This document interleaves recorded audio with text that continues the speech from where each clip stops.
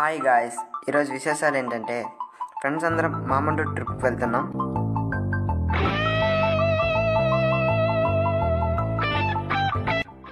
వెళ్ళే దారిలో వర్షం పడడం వల్ల సైడ్ ఆగి ఫొటోస్ తీసుకున్నాం.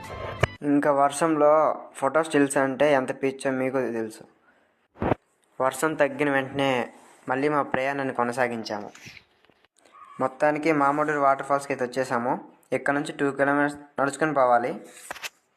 కపోత చాలు గడి దాటాలి, కళ్ళు కాళ్ళు కలలు ఏ దిక్కులో